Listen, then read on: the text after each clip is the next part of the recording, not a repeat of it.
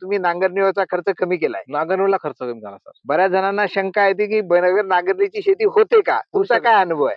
5 वर्षानंतर जर तुम्ही साधी जर 6 इंच का 4 इंच जर तुम्ही अशी वाई केली हा. तरी भरपूर झालं. बरोबर. एवढं खोल नांगरलं म्हणजे एवढा खोल उमेद जात नसतं त्याला. आता गव्हाच्या मुळे एवढा खोल जाते का नाही जात. नाही. आपण जमिनीचा सेंद्रिय गर्भ कमी करून राहिलो नांगरल्यामुळे. बरोबर. सतत दरवर्षी नांगरणं सगळं सेंद्रिय गर्भ कमी झालं. उत्पादन काही कालांतरानं असं म्हणेल मी की सोयाबीनही पिकणार नाही आपल्या इकडे. बरोबर. बेड पाळले एकदा, एका बेडवर 5-5, 10-10 बिघे जरी घेतले काही फरक पडणार नाही. फक्त बरोबर. हे करायचं की सतत एका बेडवर एकच पीक घ्यायचं नाही. बरोबर. आलटून पालटून पिकं घ्यायचे. जर एल वर्गीय जर घेतलं असेल या सीझनले तर बरोबर. पुढल्या तुम्ही आता सीझनले खरीप मध्ये बरबटी घेतली, हो. लगेच बरबटी हो. किती झाली तुम्हाला? बरबटी सर मी याच्यातनी 1.5 लाख रुपयाची बरबटी टिकली. 35, 40, 25 किलो या किती एकर होत्या? अर्ध्या एकरात सर. अर्ध्या एकरामध्ये. अर्ध्या एकरात. बर. तर सध्या कोणकोणती पीक आहेत तुमच्या इथे? आमच्या इथं लसण आहे, गहू आहे, टमाटे आहेत, मिरची आहे, बरबटी आहे, तिकडून कांदा आहे, बर. इकडे मका आहे, बर. गहू आहे. गहू आहे. गहू आहे. नमस्कार, मी संतोष वाडके, उपविभागीय कृषी अधिकारी वाशिम. आणि आज आता आपण आहोत चांबई गावामध्ये, तालुका मंगरुळपीर. आणि माझ्यासोबत आहेत चांबई गावातील प्रीतमराव भगत आणि गोविंदराव भगत. आपण बऱ्याच वेळा म्हणतोय की शेती परवडत नाही, आणि तुमच्याकडे जर बघितलं तर असं दिसते की तुम्ही मात्र तुमच्याकडे जेवढी शेती होती तुम्ही स्वतः शेती वाढवत पण चालले. तुमच्या चेहऱ्यावर पाहिलं तर हास्य पण आहे. हो सर. तुम्हाला आनंदही वाटतो शेतीमध्ये. तर मला जाणून घ्यायला आवडेल की तुमच्याकडे पहिली किती जमीन होती? 2 एकर होती, त्याच्यात विहीर खोदली सर. उत्पन्न वाढत म्हणजे वाढत गेलं. कधीची ही गोष्ट? ही 85ची. 85ची. म्हणजे हा. तुम्हाला तुमच्या वडिलांकडून 2 एकर शेती हो भेटली हो हो. आणि त्या 2 एकरामध्ये तुम्ही विहीर खोदली. विहीर खोदली. बर. विहीर कशी खोदली? विहीर आम्ही पहिले हाताने खोदली 30 फूट. बर. नंतर मग जसं जसं पाणी लागलं, जसं जसं वरचं पाणी त्याच्यात थांबे, तसं तसं आम्ही काही ना काही पीक घेत होतो त्याच्यातनी, बर.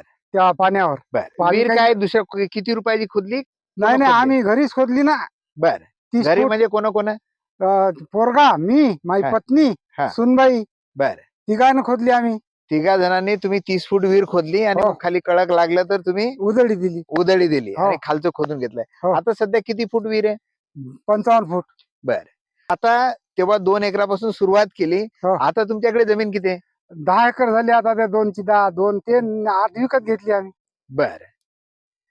आता तुम्ही तुमच्या शेतामध्ये आल्यानंतर असं दिसतंय की या सीझन मध्ये अनेक शेतकऱ्यांची तुमच्या आजूबाजूला बघतो माळरान तयार झालंय. हो. म्हणजे त्यांना काहीच आता त्यांच्या शेतामध्ये पीक नाही, फक्त वाळलेले करडू दिसतात. हो.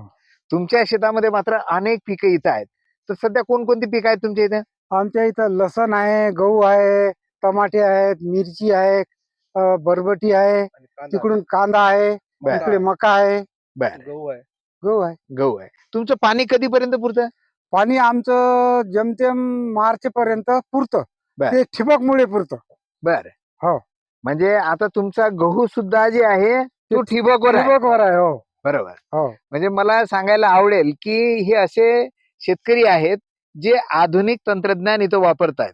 म्हणजे सुरुवात जरी 2 एकरापासून झाली, हो हो. तुमच्याकडे पाणी कमी आहे, मार्च पर्यंत पुरतंय, आणि हा. जे मार्च पर्यंत पुरतं ती सुद्धा तुम्ही ठिबकनं देताय. हो हो. म्हणजे गव्हाला हो. सुद्धा ठिबकनं दिलेलं आहे. हो हो. या गव्हाला स्प्रिंकलर किंवा मुकाट पाणी दिलं नाही? नाही नाही नाही, त्याच्यात 2 नळ्या टाकलेल्या आहेत. बर. हम्म. म्हणजे हे वरंबे तयार केले. वरंबे तयार केली पहिले. हो. बर. बऱ्याच वेळा आपण पाहतोय की गहू लोक पेरतात. पेरणी यंत्रणात पेरतात. हा. आणि एकरी 70 ते 60 किलो समोर गहू पेरतात एकरी. बरोबर आहे. आता आम्ही याच्यातनी अर्ध्या एकरातनी 8 किलोच गहू टोकन यंत्र लागवड झाली सर. बर. आणि पहिले याच बेळवर मी बरबटीच पीक घेतलेलं आहे. हा. आणि पावसाळ्यात बरबटीच पीक घेतलं आणि त्याचं कुठल्या प्रकारचं खत दिलं नाही. बर. फक्त बरबटी बाहेर काढली हा. आणि लगेच 2 दिवसात टोकन यंत्रानं गहू लागवड केली. 8 किलो लागले बर. सर याच्यात. हे बेड कधी तयार केले होते? बेड 2 वर्ष झाले सर बेड तयार करून. बर. म्हणजे एकदा बेड तयार केले, हो हो. त्यानंतर आता 2 वर्ष झाले तुम्ही या बेडला फोडलं नाही, फोडलं नाही. म्हणजे जमिनीला नांगरलं नाही. नाही नाही नाही. म्हणजे तुमचा तो मशागतीचा शून्य खर्च मशागत- वाचलाय. शून्य मशागत म्हटलं तरी चालेल. शून्य मशागत. हो. आधीच्या वर्षी कोणतं पीक घेतलं होतं? आधीच्या वर्षी याच्यात मी सोयाबीन घेत होतो. बर. सोयाबीन, तूर. बर. बेड केले त्या वर्षी कोणतं पहिलं पीक घेतलं? पहिलं पीक याच्यात मी बरबटी घेतली. बर. आणि वेगळे वेगळे म्हणजे पहिले बरबटी घेतली. हं. नंतर पुन्हा त्याच्यावर काकडी लावली. बर. आणखीन पुन्हा आता बरबटी बघून दुसऱ्या वर्षी दुसऱ्या वर्षी. आणखीन या वर्षी पुन्हा बरबटी, आणखीन आता हे गहू. ही जात कोणती म्हटलं गव्हाची? हे SR05 आहे, श्रीराम सुपर. बर हो. आणि आता तुमच्या गव्हाकडे पाहिलं 21-22 फुटे तुमच्या याला सध्या आहेत हो. आणि पानाची क्वालिटी पण गुट्टे साहेब एकदम वेगळी आहे. हो, हो. विशेष म्हणजे याला एक बी फवारणी नाही आजपर्यंत, कीटकनाशकची बी नाही बर आणि खत बी नाही दिलेलं आहे. फक्त एकदा याला युरिया दिलेला आम्ही. बर म्हणजे तो किती दिला? युरिया फक्त याला 20 किलो युरिया दिला बर एकदा. जे म्हणजे 20 दिवसाच्या नंतर गहू लागवड झाली, 20-22 दिवसानंतर मग फुटवे निघत असतात. हा. तुमच्या व्हिडिओ माध्यमातून आम्हाला माहित पडलं की मग त्या दिवसातच आम्ही कालावधीत त्याला युरिया दिला बर. की आणखीनही फुटवे निघू शकतात बा. बरोबर. आता तुमच्याकडे पिकं किती कोणकोणते आहेत म्हटलं? आता एक आहे हे गहू, गहू, हा नंतर लसण, लसण आता तुमचा इथं आहे. हो हो, बरं. आणि बरबटी आहे, बरं. मिरची आहे, टमाटर आहे, कांदा आहे आणि मका आहे. मका आहे. हो, हो. वेगवेगळे पिकं आहेत आणि सगळं तुमचं ड्रीपवर आहे. ड्रीपवर आहे टोटल. म्हणजे आपण पाहतोय की शेती परवडत नाही आणि ती यासाठी आपण सांगतोय की मशागतीचा खर्च आज खूप मोठा होऊन हो राहिला. हो हो. म्हणजे ट्रॅक्टरवर आपला खर्च खूप मोठा हो, हो, होतोय, हो. बाहेर सगळा पैसा जातोय.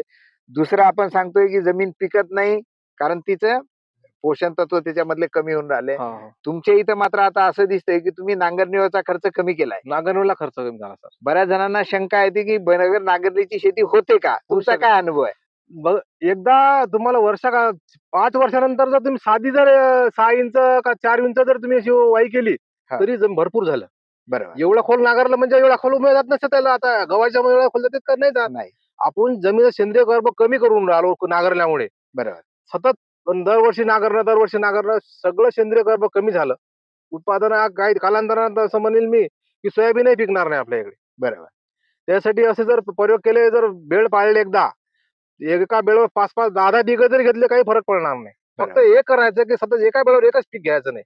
बरोबर. आलटून पालटून पिकं घ्यायचे. जर एल वर्गीय जर घेतलं असेल या सीझनले बरोबर. तर पुढल्या तुम्ही आता सीझनले खरीप मध्ये बरबटी घेतली, हो. लगेच बरबटी हो. किती झाली तुम्हाला? बरबटी सर मी याच्यातनी 1.5 लाख रुपयाची बरबटी विकली. 35, 40, 25 किलो. या किती एकर होत्या? अर्ध्या एकरात नाही सर. अर्ध्या एकरामध्ये. अर्ध्या एकरात. बर. हो. आणि त्यानंतर आता हा गहू. आता गव्हातले अपेक्षित उत्पादन कमीत कमी 12 क्विंटल तरी व्हायला पाहिजे अर्ध्या एकरात. 12 क्विंटल कमीत कमी. बर. म्हणजे एकरी 24 क्विंटल पर्यंत हो हो या प्रमाणात. हो. म्हणजे तुम्ही एका इकडे नांगरत नाही आणि खतही देत नाही नाही. आणि तरी जर तुम्हाला एवढं उत्पादन येत आहे, तर याचा अर्थ काय? तर जमीन तेवढी ताकदवान बनली. बनलेली आहे. आणि जमीन ताकदवान बनण्याचं काय कारण दिसतं तुम्हाला? हे बेड पद्धतीनं जे आपण केलं, हा. हे जे सतत वाही नाही केली त्यामुळे आपलं हे सेंद्रिय कर्ब जमीनचं वाढलं. बरं. आणि वेगवेगळे पीक आता बरबटीचे नायट्रोजनच्या गाडी तयार होत असतात. हा. काय नायट्रोजन म्हणजे युरिया द्यायचं जास्त गरजच नाही, बरोबर. कारण त्यात ऑलरेडी तयार झालेला आहे. म्हणजे आता याच्यातून या बेडवर जे पीक झालं, वरचं पीक तुमचं, हो, खालच्या मुळ्या आहेत त्या जमिनीला जमिनीच्या. आणि तुला त्या जमिनीमध्ये तुला अर्पण, बरोबर आहे. तुला जमिनीचं अर्पण जमिनीला केलेलं द्यायचं आपण. हो, आणि असं केलं तर मात्र आपल्याला दिसतंय फायद्याची हो. शेती होते. हो, हो. अनेक शेतकरी आहे ना, आता हा व्हिडिओ टाकल्यानंतरही काही शेतकरी त्याच्यावर कमेंट देतील किंवा अनेक जणांना पडते की बगर नांगरल्याची शेती होते कशी? तुमचा काय अनुभव आहे? हे अनुभव म्हणजे आता हे या बेडमुळे का नाही याच्यातनी ते मुळ्या कुसतात आणि हा. जमीन मऊ मऊ होऊन जाते हे बेड. बर. त्याच्यामुळे असं वाटते की याच्यातनी बुवा नक्की काही ना काही तयार झालेलं आहे जमिनीमध्ये. एवढी मऊ बरं. झाली जमीन, म्हणजे तुमचं म्हणणं आहे की नांगरल्यानं जमीन मऊ होत नाही, मऊ होत नाही. जसे तसे पिकाचे मुळं जर जमिनीत ठेवले तर त्यानं मऊ होते. हो, हो. जर मारला तर आता हातात पूर्ण माती येते. बर. अशी नरम माती. आणि पुन्हा हे ठिबकचे जे आहे ना, हा. तर ठिबकमुळे पाण्याचा बचाव होते. बरोबर. त्यामुळे पाणी सारख्या प्रमाणात बसते ठिबकनं. बरोबर. ठिबकनं पाणी दिलं म्हणजे सारखं पाणी भेटते, उत्पादनातही चांगली वाढ होते आणि पाण्याचा नाश नाही होत. गहू म्हटलं की मोकाट पाणी राहते बऱ्याच हो, जणांचं. मोकाट पाणी ते राहते. ज्यांना तेवढी सोय नाही तर ते स्प्रिंकलर न देतात, हो हो तरी आखरीचं एक पाणी तरी मुकाट त्यांना मोकाट द्यावंच द्यावं लागतंय. हो तुम्ही मात्र गव्हासाठी पण ड्रीप वापरताय, हो कारण तुम्हाला इथं दुसरंही पीक घेणं आहे. हो ते ड्रीप ऑलरेडी टाकलेली आहे. हो जमिनीची मशागत नसल्यामुळे तो खर्च पण तुमचा वाचून राहिलेला आहे. हो. आता हे सगळं करताना किती जण आहे तुम्ही काम करणारे शेतामध्ये? 4 जण आहो आम्ही. कोण कोण? हे मुलगा, मी, हा नातू आणि बर. सुनबाई. बर. सुनबाई सध्या इथं कामावरच आहे तिथं. बरं बरं. बैल राखून राहिली. ते आता तुम्ही साहेब लोक आले, हा. म्हणलं बा थोडा वेळ बैल पाय, आम्ही साहेबासोबत बोलतो. बरं बरं. तुमचं वय काय आता? माझं 72 वय आहे. बरं 73 मध्ये प्रवेश झाला 10 तारखेला, 10 जानेवारीला. बरं. हो. आणि शेतातली आता सगळी कामं करताय? हो, हो. म्हणजे उचला खासलायची हो बाबा, असो, सगळे हे काम असो. सगळेच करू लागतो मी. बरं. नाहीतर 72 वय जर म्हटलं शहरातल्या एखाद्या व्यक्तीचं, हो. तर ते होत नाही. तुम्ही निसर्गाच्या सानिध्यात राहता हो, आणि ते व्यायामात सगळं- आहो मी सर, बरोबर म्हणून माझी तब्येत टकाटक आहे. बरोबर आहे. आता जे काही लोक म्हणतात की शेती परवडत नाही आणि खरोखर काही लोकांना परवडत नाही, म्हणजे त्यांचे काही अडथळे असतील, हे असतील. तुमच्या दृष्टीने कसं बघताय शेतीकडे?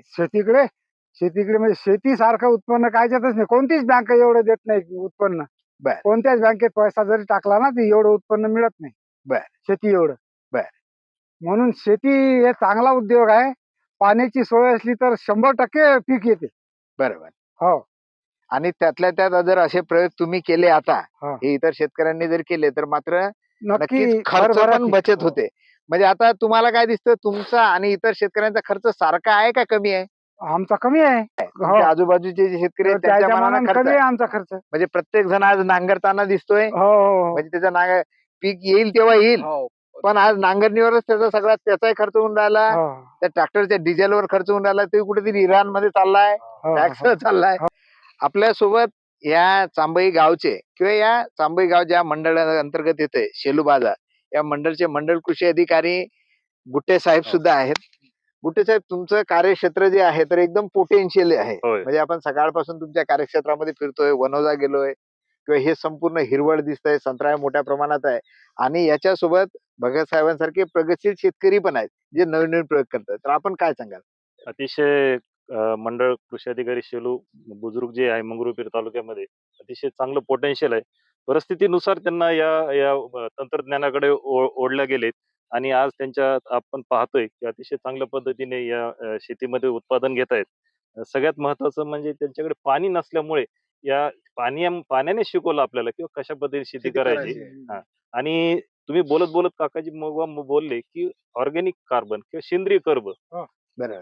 हा शब्द फार मोठा आहे आणि याच्यासाठी सर्व आता आपण महाराष्ट्र म्हणा किंवा भारत किंवा जग याच्यासाठी प्रयत्न करते. कारण जमिनीतले जे सूक्ष्मद्रव्य आहेत किंवा जमिनीतले जे जीवाणू आहेत त्याची एवढी कमी झाली की आता ही आपल्याला वाचवायला भाग पडणार आहे. आणि तुम्ही ही सुरुवात केलेली किंबहुना या गावामध्ये सुद्धा मोठ्या प्रमाणावर तंत्रज्ञान यांच्यापर्यंत पोहोचवलं आणि त्या तंत्रज्ञानाचा प्रचार व प्रसिद्धी त्यांच्या मार्फत करतोय आणि या भागामध्ये विशेषतः या मंगरुळपीर तालुक्यामध्ये मोठ्या प्रमाणावर तंत्रज्ञान पोहोचलं आणि त्यानुसार शेतकरी त्याचा उत्पादनाद्वारे लाभ घेत आहेत. असंच या पद्धतीचं अतिशय चांगल्या पद्धतीने शेती इथं पाहायला मिळते. विषय म्हणजे मिश्र पीक ही पद्धती याच्यामध्ये आली. भाजीपाला आहे, तृणधान्य आहे, कडधान्य आहे, या एकत्रित शेतीचं आम्ही नाव ठेवलं सर पैशाची शेती. पैशाची शेती. बापरे, तर आता तुमच्याकडे जमीन किती आहे म्हटलं? पूर्ण आता 10 एकर जमीन 10 आहे. एकर आहे. आणि ती सगळी एकाच ठिकाणी आहे का कसं? नाही, एका ठिकाणी 6 एकर आणि दुसऱ्या ठिकाणी 4 एकर, एकूण 10 एकर जमीन आहे. बरं. आणि ओलीत किती आहे त्यापैकी? ओलीत त्यापैकी 4 एकर आता. बरं, हे इथं दिसतंय हो तेवढं. हो हो. बरं. आता तुम्ही एक काम करताय, तुमचा एक मुलगा पण काम करतोय, तुमचे मिसेस पण काम हो, हो, करतायत. हो. या सगळ्यांना पगार म्हणजे उत्पन्न किती भेटतंय मग आता? हा, हे ते बरोबर आहे सर, महत्वाचा मुद्दा आहे सर. आमचा वर्षाचं उत्पादन कमीत कमी सर 15 लाख रुपये आहे. बरं. कुठलं म्हणजे स्वतःच आम्ही कामं करतो घरी. हो. आम्ही बाहेरला बघू शक्यतो लावतच नाही. बरं. बुवा आता जर अडचणच भरपूर पडली तरच माल तोडायचा आला बुवा, हा. तर मग आम्ही बाहेरला मजूर लावतो. बरोबर. नाही तर रोज सतत आम्ही स्वतःच काम करतो साहेब. बरोबर. 15 लाख रुपयाचं उत्पादन आमच्या या 4 एकर क्षेत्रातच होते सर. हा. बाकीचं सोडून द्या. बरोबर. ते तिकडे सोयाबीन तूर आहे त्याच्यात उत्पादन नाही. हा. पण इथं जे आम्ही हे करतो, हा. आमचे आजोबा म्हणत होते की बाबा झाडाला पैसे लागतात का? हा. तर आमच्या शेतात झाडालाच पैसे लागतात सर. बरोबर. ते जर तुम्हाला जर पाहायचं असेल तर आता तुम्ही पाऊच राहिले बरोबर आहे. तिकडे. आता सगळे तुमच्याकडे गहू पण दिसतोय, हो, हो, हो. टोमॅटो पण आहे, हो, हो, मिरची हो. पण आहे, आणि कारलं सर पण आहे. अर्ध्या एकरात सर टमाटर मी 1200 कॅरेट टमाटे विकले सर.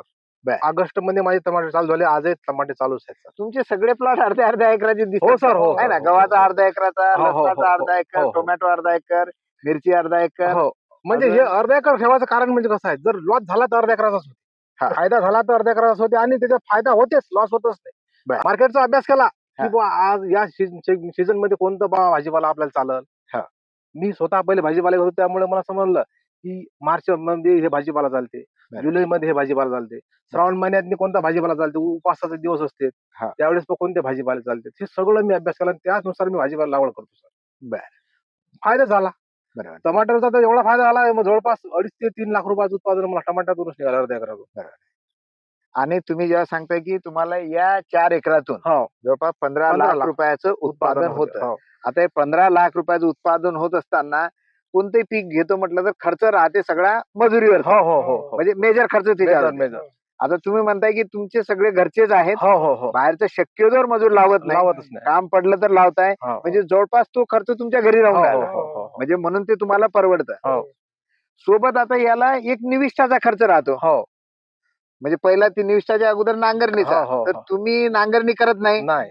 मशागत बाकीची नाही, नाही. म्हणजे तोही खर्च तुमचा हो वाचला, हो सर. जे इतर शेतकऱ्यांचा मात्र होतो. हो.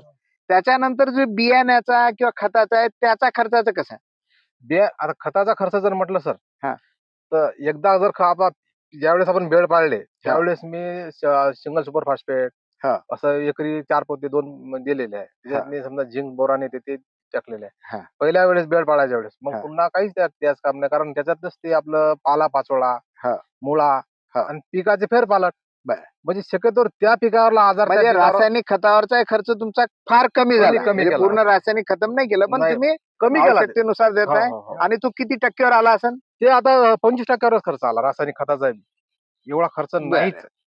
आणि बियाण्याच्या बाबतीत कसं राहतंय? म्हणजे काही घरचं ठेवताय का काही बाहेरचं नाही. राहते? आता बियाणं घरचं ठेवायचं म्हणजे आता भाजी टमाटर जर असलं तर हे रोपच आणतो मी नर्सरीतून विकत. बरं. म्हणजे चांगले सुदृढ राहते झाड, तिथं ते आले हा. एकदा लागवड झाली की त्याचं ते बरोबर. टेन्शनचं काम नाही, फवारणी वगैरेचं काही नसते. हा. आणि राहिलं बरबटीचं आणि कारल्याचं बियाणं, हा. ते बाहेरून आणावं लागते मार्केटवरून. बरं. बाकी तर दुसरं घरचं बियाणं नसते सर. बरं. आता गव्हाचं बियाणं आता यावर्षी आपण पुढल्या वर्षी गहू ठेवता येते आपल्याला हे, हो. कारण हे उच्च दर्जाचा क्वालिटीचा गहू राहणार आहे. बरोबर आहे. ह्याच्यात म्हणजे रासायनिक कीट नाही आहे आणि बरोबर. खाण्यासाठी बी चांगला राहील. हो. हे गहू घरच्यासाठी ठेवणार आम्ही. तुमचा फक्त बियाण्याचा खर्च होतो. हो हो आणि अशा पद्धतीने जेव्हा शेती करता, मगापासून सगळे पाहत आलो, तुमचे चेहरे किंवा तुमच्या नातवाचा पण चेहरा, सगळ्यांच्या चेहऱ्यावर हास्य पण आहे. बरोबर. आणि ही खूप मोठी गोष्ट आहे. शेती करताना तुमच्या चेहऱ्यावर हास्य हो, असणं. हो, तुम्ही हो. जर आनंदी असाल तर मात्र ही जे धरती माया आपली हो, ती हो. तुम्हाला नाही, साथ देते. लोक म्हणतात ना की बुवा आमच्याकडे पाणी भरपूर आहे, हा. पण त्याच्यात पाणी नाही करण्या शेती. आमच्याकडे पाणी आहे, कमी हा. आहे, पण आम्ही असे वेगवेगळे फरक करून आम्ही काहीतरी त्यातनी उत्पादन घ्यायचं बरोबर आहे. आणि आपल्याच लोकांचं योजनेवर विसंबून राहता हा. आपणच आपलं एक हे उभारणी द्यायची आणि बरोबर. त्याच्यातून प्रगती करायची. बरोबर. हे आपण करत आहोत सर. वेगवेगळे पिकं करा, नाही आपल्याला आपण कसं काय करायचं याच आहे महत्व. म्हणजे तुम्ही मार्केटचा अंदाज घेताय हो, सर, हो. आणि त्या मार्केटच्या हिशोबानं हो. तुम्ही पिकं घेताय. हो. दररोज तुम्हाला मार्केटला जावं लागत असेल. हो, हो, हो. विक्रीला. मी आता मंगरुळपीरच मार्केट आहे सर इथं. बर. इथून जवळपास 4-5 ठिकाणी माल जाते इथून. बर. आता इथून डिग्रस, आर्णी, इकडे अमरावती, हा. हे अंजनगाव, सुरजी, दर्यापूर, हा. अकोला, इथूनच म्हणजे इथला जे माल आहे, चांगला क्वालिटीचा माल आहे. इथून माल तुमच्या गावात किती आहेत भाजीपाल्याला शेतकरी? भाजीपाल्याचे शेतकरी आमच्या गावात म्हणलं तरी 100 वरचे असतील. बर. हो. आणि त्यामुळे गावातूनच ट्रकच्या ट्रक किंवा हो, हो. टेम्पो टेम्पो बाहेर गावाला बाहेर गावाला पाठवायचे जातात. हो, नाही. सर. खूप छान शेती करताय तुम्ही. हो. तुमच्याकडे सध्या गावातलं कोणतं पद आहे? सर मी गावातला सरपंच आहे 2 गावाचा, चांबई आणि बालदेव. बर. हो. आणि सरपंच बऱ्याच वेळा मी पाहतोय, सरपंच म्हटलं की त्यांच्या मागे खूप कामं हो, राहतात. हो, गाव हो. सांभाळायचं हो, हो, राहते, हो. इतर बरेच गोष्टी राहतात, कोणत्या नेत्याच्या मागे हो, जायचं हो, राहते. हो. तुम्ही मात्र गावही सांभाळताय आणि पूर्ण वेळ शेतात शेतात, आणि शेतात. तुमचं मार्केटिंग देताय. हो, हो. ही खूप मोठी गोष्ट आहे. हो, सर. त्यामुळे तुमच्या माध्यमातून तुमच्या गावातले लोक सुद्धा पुढे हो. जात आहेत. तुम्ही अशाच प्रकारे याही पुढे सुंदर काम करावं यासाठी तुम्हाला शुभेच्छा. धन्यवाद.